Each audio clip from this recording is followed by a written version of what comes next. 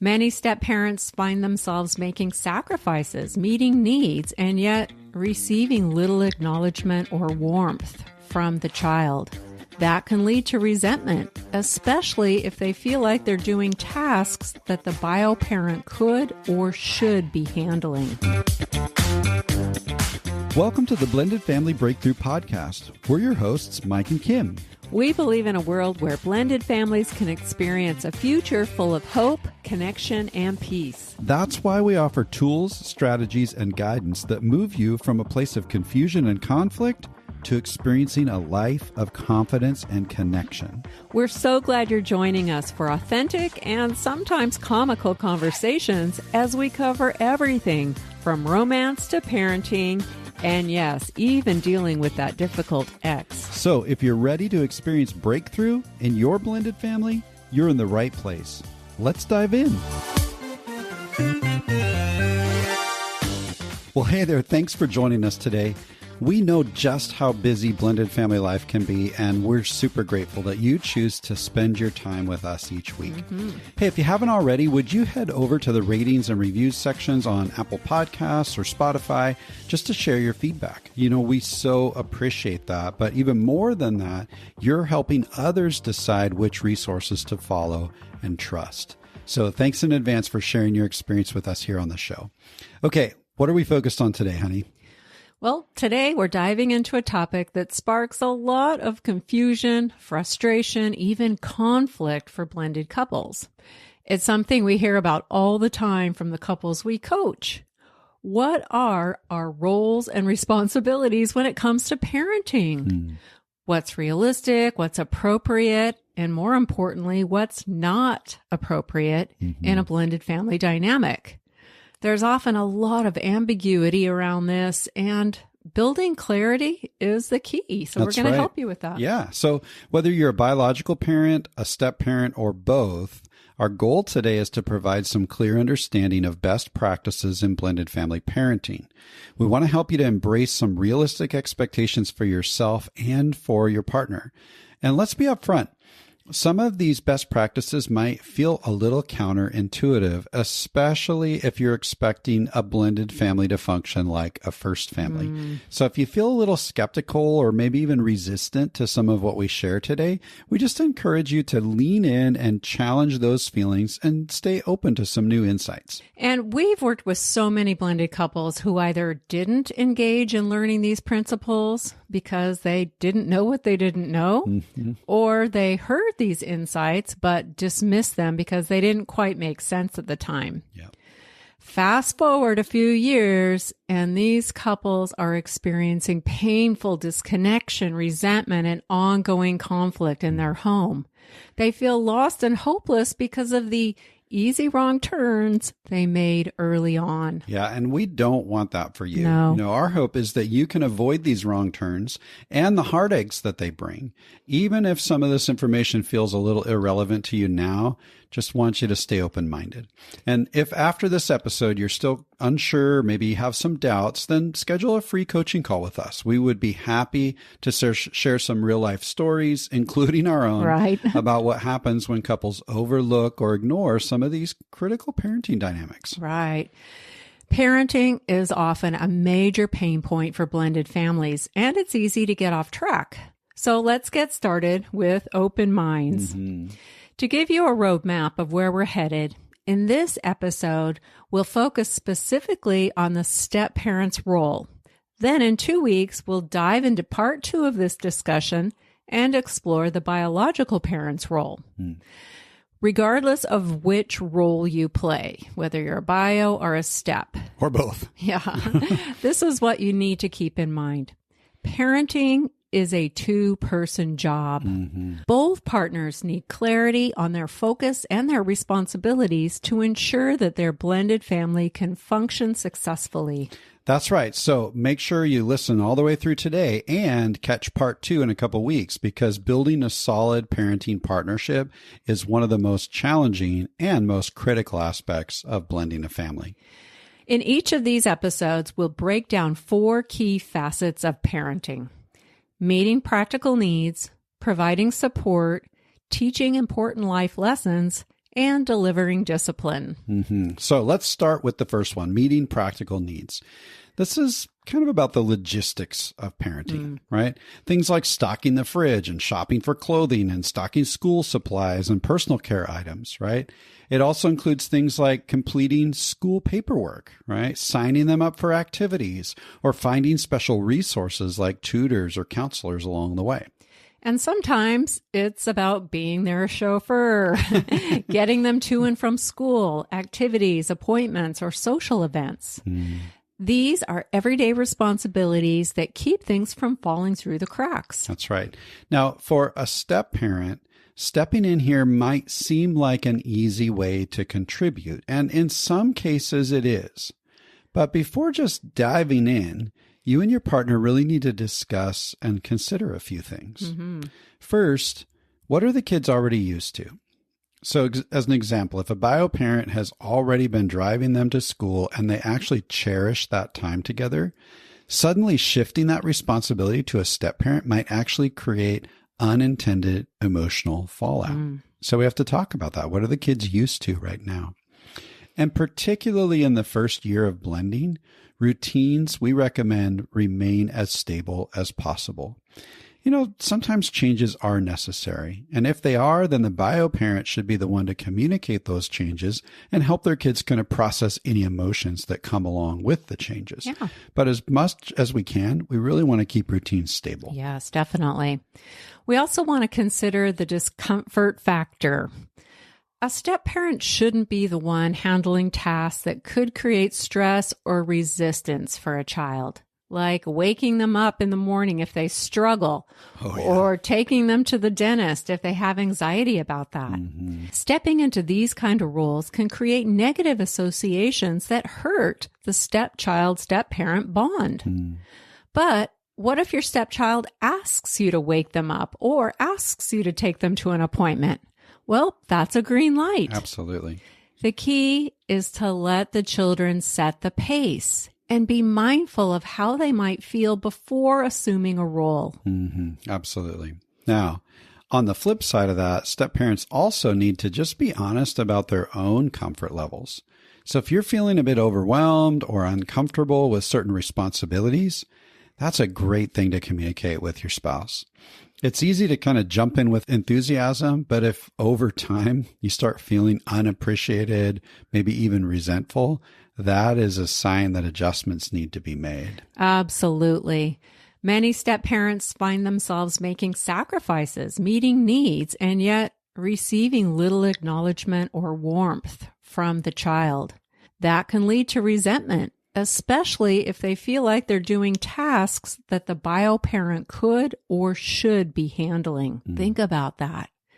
These are important conversations to have before stepping into responsibilities, or if you feel you've overstepped and need to make some adjustments. Right. But, you know, it's not all about caution. There are some really positive aspects to this too. If you and your stepchild share some common interests, use practical needs as an opportunity to build that connection, right? Like, as an example, if you both love soccer, then maybe it's great for a step parent to take them to soccer practice, and it could be a good bonding experience for them. Just remember, if they're open to it, you want to go for it. If they're really hesitant or even really resistant, you don't want to force your way in, particularly in the early years. So be patient and kind of test the waters over time here. If you find a way to meet a practical need that enhances your relationship with a stepchild, that's amazing. Maybe you're really organized and good at handling paperwork, while your spouse tends to procrastinate. If that reduces stress for your stepchild, that's a great place to step in and really shine. Ultimately, practical needs should be handled thoughtfully and strategically within a blended family. So you've got to work together as a couple to kind of determine who's going to take which responsibilities. Don't just wing it here. Be really intentional. And at the same time, be flexible. Okay. Your roles can and will evolve over time as those relationships strengthen. Absolutely. Right? Okay. So meeting practical needs. That's the first facet. Right. What's the next one? Next up, we're talking about providing support. And there are 2 key ways to do this. The first one is being present and engaged, attending events, cheering kids on, and showing genuine interest in what matters to them. The second one is providing emotional understanding. So this would be things like offering comfort, encouragement, and a listening ear when they need it. Yeah. But here's where things tend to get a little tricky. Some stepkids struggle with their step-parents' presence at events, especially if they're other bio parents, so your spouse's ex, if they're at the event also. Right. This can create some loyalty binds and some emotional stress for the child. Some kids will even go so far as to request that the step-parent not attend their events. And it's not because they dislike them, but because of the discomfort and tension it creates when both households are present. The key here is to allow the child to set the pace. Encourage open conversations and let your partner take the lead in discussing any loyalty binds or discomfort the child may be experiencing. And don't take it personally if your stepchild asks that you stay home. It's not about you. It's about your position and the awkward relational tension they simply don't know how to navigate. Honoring where they're at can go a long way in showing care and respect. Now, over time, the hope is for tension to start to dissipate between homes so that you can eventually enter into the space where both bio parents are present. That's right. And even if you aren't at an event, you can still show your support later by asking the child, what was the best play of the game today? I'd love to hear. And still show interest, even when you weren't there. Absolutely. Now, step-parents also need to be mindful of their own personal comfort level. Maybe you feel overwhelmed by the number of activities or simply need some downtime on the weekends. Well, we encourage you to share that with your spouse and work together to find a healthy balance. Like, we want you to be showing up, but we also want you to have some energy along the way. Yeah. So supporting your stepchild doesn't mean that you have to attend every single thing. What matters is showing up in ways that feel meaningful and sustainable. Exactly. Yeah. We were working with a couple years ago who he had 3 kids who were all really active in multiple sports. Yeah, and he was coaching their sports too. Yeah, absolutely. And his new wife was totally overwhelmed by multiple events over the course of weekend after weekend after weekend. And she was trying so hard to just show up and be cheering all the kids on. She really wanted to be somebody who was supporting them. Right. But it was exhausting her, and it was pulling her away from paying attention to her own child and all of those things. Yeah. And finally, she just had to cry uncle and say, I don't think I can go to every single thing. And so they had to come and strategize around that of, okay, well, how many things would she go to per weekend? And how are they going to work that out in a way that the kids feel supported, because she really wanted that. And it created some balance for her as well. So we encourage couples to have that conversation, talk about it. Absolutely, yeah. It's not always easy to talk about, but it's worth having the conversation. Yeah. It's better to be honest than to harbor resentments. That's right. All right. Another challenge we hear about from step-parents is when they're struggling to connect with their stepchild. Sometimes the reality is you just don't feel a natural bond with your stepchild, and that's okay. Yep. The key is to find small ways to engage without forcing the relationship or putting pressure on it. Now, we've explored many strategies here on the show for step-parents to build genuine connection, even when they're feeling frustrated, disconnected, or rejected. And we've included a few links in the show notes to several past episodes that offer helpful ideas for creating more connection, even if your stepkids are resistant or guarded towards you. Yeah. So that's all about kind of showing up for the child, in their things and really cheering them on. Yeah. But a second way that we provide support is through emotional understanding. Now, most experts agree that a bio parent should take the lead in emotionally supporting their child, particularly in those early years of blending. But that doesn't mean a step parent doesn't play a role here. It's all about reading the situation and knowing when to step in versus when to step back. Right. No pun intended there. Yeah. You know, a good rule of thumb is to allow your stepchild to determine the level of emotional support they're comfortable receiving from you. If they seek you out to talk about something personal, that's a great sign. But if they seem hesitant, it's best to let the bio parent take the lead in those moments. Yeah, and you might have one stepchild who really leans in and connects with you and wants to have you kind of support them in that way, but another one that's a little bit more standoffish. So you've got to be able to read each individual child that's as normal. well. Mm-hmm. Yeah.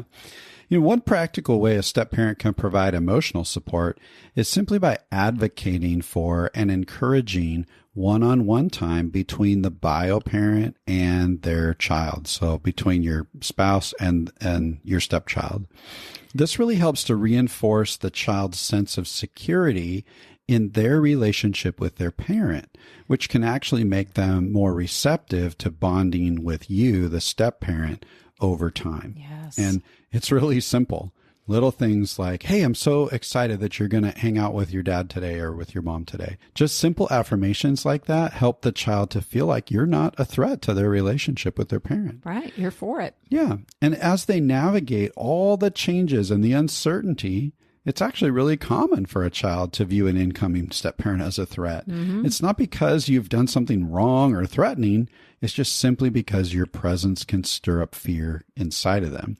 Fear of losing time, affection, attention from their parent, fear that you're more important than they are in their parents' eyes or that their parent loves you more. Mm-hmm. They just aren't sure how all of this blending stuff is going to impact the emotional and physical connection that they have with their parent. And it's a connection they need in order to really feel secure. Yeah, particularly in the early years, a step-parent can really help to ease these fears, which are valid from a child's perspective, and lower the threat by allowing their spouse to spend alone time with their bio kids. Emotionally, this provides a sense of security and stability for your stepkids, which will also help them to feel less guarded or insecure about you being in the picture. Exactly. And we understand that this can feel counterintuitive to step-parents who are really eager to be included. In fact, it's painful to not be included. Right. But we've seen time and time again when kids feel secure in their bond with their bio parent, they're more open to connection with their step-parent and engaging in family time. Mm-hmm. So to better understand the whys of one-on-one bio time and kind of uncover the common myths, we'll have a link in the show notes to an episode that can help step-parents really embrace this effective strategy. Yes. So providing support as a step-parent comes in two forms: being present and engaged in ways that work for both you and the child, and offering emotional understanding at a pace that the child is comfortable with. The key in all of this is patience, respect, and a willingness to adapt. It may not go your way every day. That's right. Ooh, I like that. That rhymed, so it must be true. We're playing the long game here. Yeah. Now, the next facet of parenting is teaching important life lessons. Now, we believe that it's ideal for couples to work together and align on what they want to focus on in their home. What are the values, character traits, and life skills you're hoping to teach all the kids? Yeah, that's right. And when couples are able to get aligned on what's most important to each of them, then they can move forward to set realistic expectations with all the kids and start living those out in their home. This is actually important for first families too, but for blended families, it's a critical step. And there are some unique elements that need to be carefully considered. For instance, it's common for blended couples to struggle in conversations about each other's kids. Mm-hmm. As a step-parent, you might believe that your stepchild needs to learn to be respectful by not leaving their stuff scattered all over the living room. Absolutely, I believe that. However, when you try to talk to your partner about their child's messiness and how it feels disrespectful to you, well, you're probably going to run into some communication challenges there. Yep. We certainly did, honey, right? When you tried to discuss my daughter Annika's behavior with me. You mean it didn't work for you when I was like, hey, are you going to do something about all this garbage laying around on the floor? No. Of course that didn't work because you just felt criticized and you ended up getting defensive. Yeah. I also felt hurt and discouraged because the story in my head was that you thought I was a bad parent and my daughter was a slob. Well, if I'm super honest, that sometimes that is what I felt, especially when I was feeling pain, right? Right. But I really had to learn how to approach you with some observations and concerns at the right time in the right way that promoted our partnership. It wasn't just about you being ready, but it was also about me getting out of my pain point so that I could communicate with kindness, right? And that is a skill that every step parent can learn. Absolutely. Honey, when you were able to approach me at a time when things were calm and then invite me into a conversation about what you noticed and what your hopes were for Annika and for our family, I was able to really hear you and to consider your perspective and then move into partnership with you without getting defensive or protective or shutting you out. Yeah. Sorry it took me a few years to figure that out. All right. But these are all really important points because when we shut each other out or avoid these types of conversations, we're actually heading in the wrong direction and hindering our parenting partnership. And that's like the last thing we want to do. And we get it. You know, sometimes we avoid because we know these sensitive conversations about each other's kids will lead to some kind of conflict. But if you want to build a partnership that really works, you've got to have the courage to engage with each other and talk about this hard stuff. That's right. If you want to experience an effective, united partnership, you'll need to figure out how to communicate about the values, the character traits, and the life skills you want to instill in your home, and decide how the two of you will teach important life lessons to all of the kids. We know this is challenging, and we know how critical it is to building your parenting partnership, which is why we've created a process to help couples build agreement around their values in a step-by-step way. And it's the first place we start with couples who join our Blending Together community. Yeah.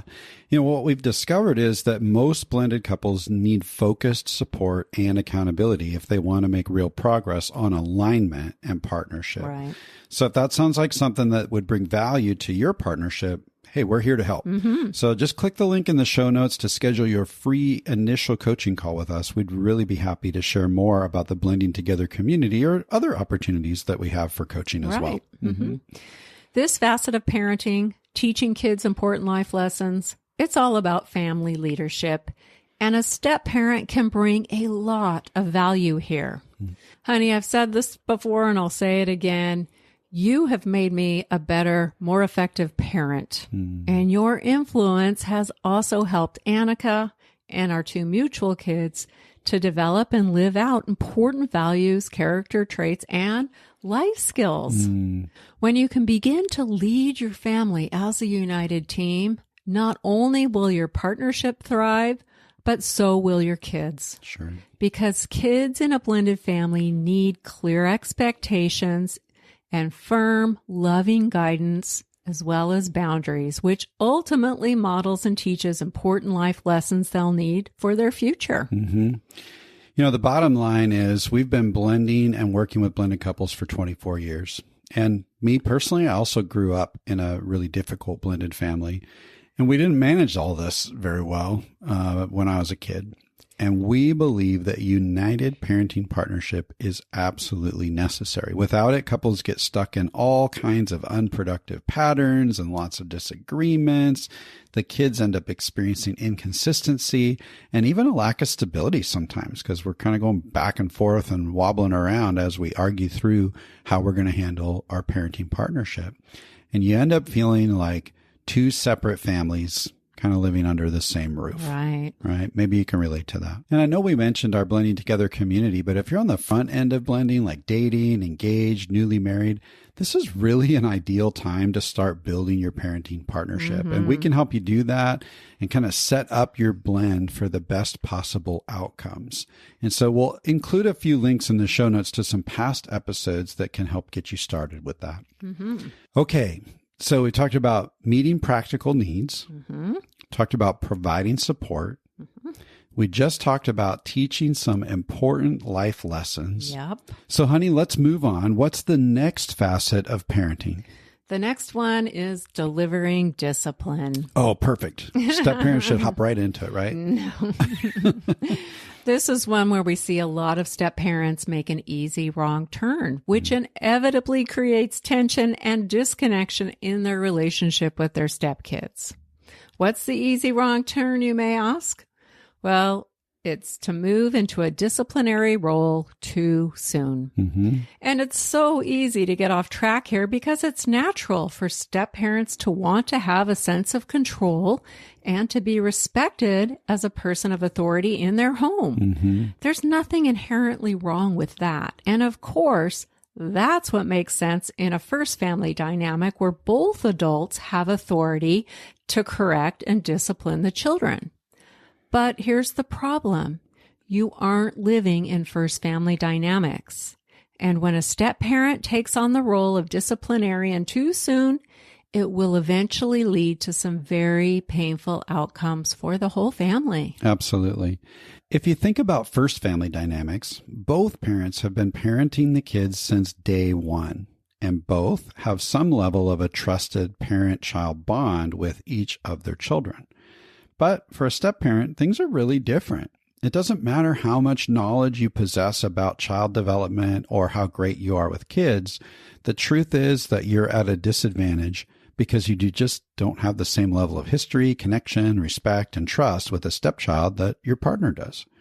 That's why it's critical that a step parent stays in their lane on this one, which means they need to lean into positive associations and steer clear of negative associations while they're gradually building connection, mutual respect, and trust with their stepkids.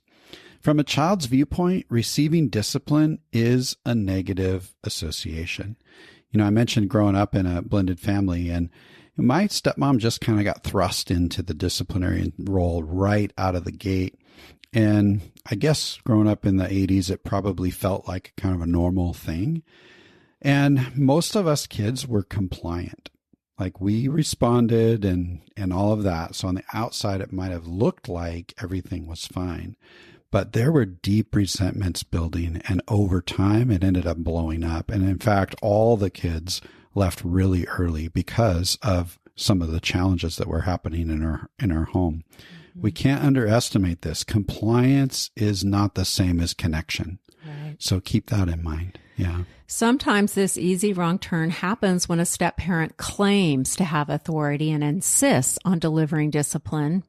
And in other situations, the step parent is given authority by a bio parent who might have some unrealistic expectations or is hoping to hand this role off to their new partner. Yeah, it's funny. In my home, it was both. My dad kind of abdicated and my stepmom grabbed the reins. Yeah. Yep. Regardless of how this easy wrong turn is made, the overall success of a blended family is at risk if the couple isn't able to avoid it or make appropriate adjustments if it's already happening. Absolutely. We've said it before. Step family expert Patricia Pappernow says a step parent's rule of thumb is connection, not correction. I might add it's connection before correction. Absolutely. Some of you are listening. You're well into your blend. You've got great connections with your stepkids, and your relationship can probably handle it. Some of you are early in the process, and you're not ready for it yet. Very careful. And I know that might be really hard for some step parents to accept, but the reality is that there's really two kinds of authority. There's positional authority and relational authority. Positional authority is what your boss at work has over you or what a teacher has in the classroom. Their position in that context gives them some authority. But relational authority is about influence and it's really difficult to obtain because it's based on trust. A child might complete an assignment given to their teacher because they're hoping to get a good grade in the class, but that doesn't mean that the child, places a whole lot of weight on what their teacher thinks about them from a relational aspect, because a long-standing, close bonded relationship just doesn't exist between them. Think about it as an adult. How many of your previous bosses in your entire career do you still hang out with and have a really close relationship with, right? Probably not very many, right? Yeah. But we might have been compliant in the moment. Mm-hmm. Yeah. Didn't mean that we were building relationships. Yeah. So step parents, you're coming in with a little bit of positional authority, but typically not a whole lot of relational authority. And in the long game, relational authority is what's going to matter. Yeah.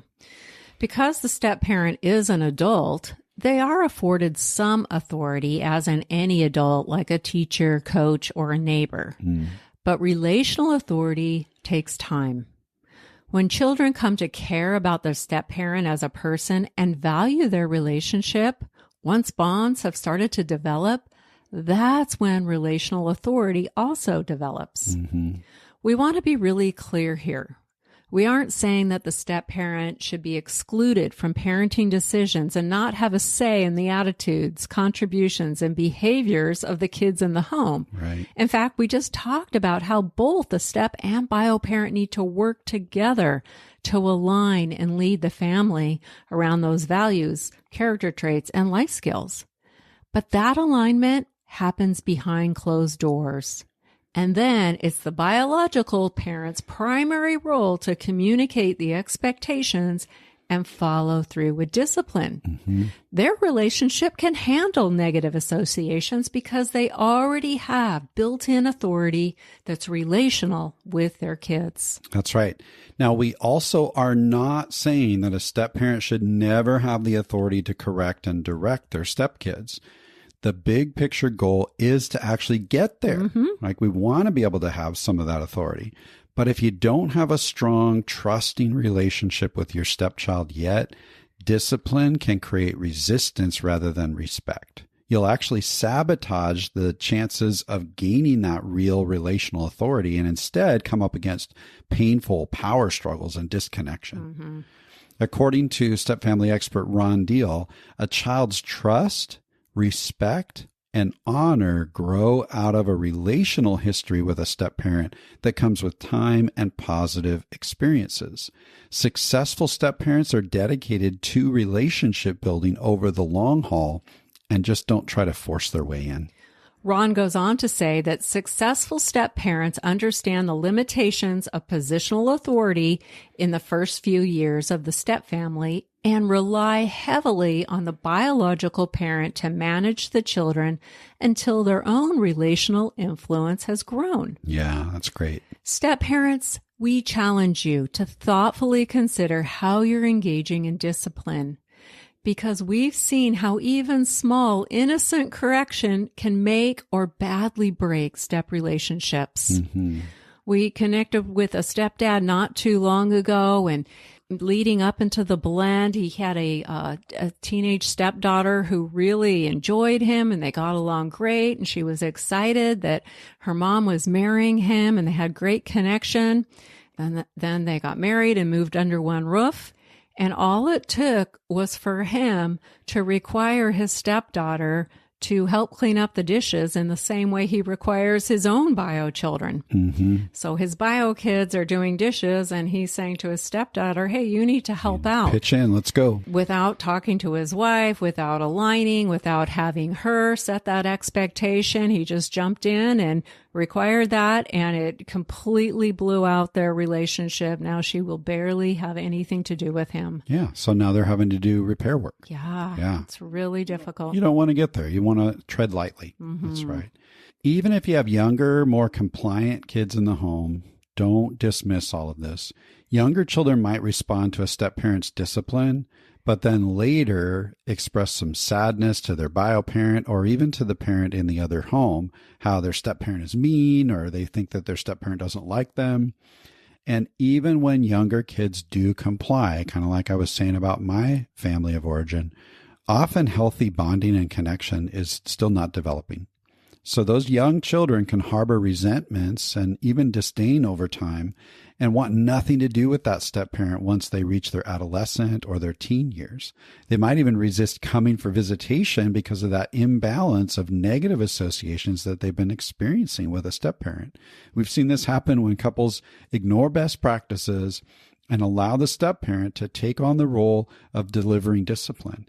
It's really difficult to overcome that relational stress that has already occurred over time. Yeah. So you're better off just not creating that on the front end. That's right. You'll save yourself a lot of heartache. That's right. And by the way, if you're a step-parent who's left in charge and alone with your step-kids, there is a strategy called the transfer of power that will enable you to stay in your lane and keep the bio-parent in the role of disciplinarian.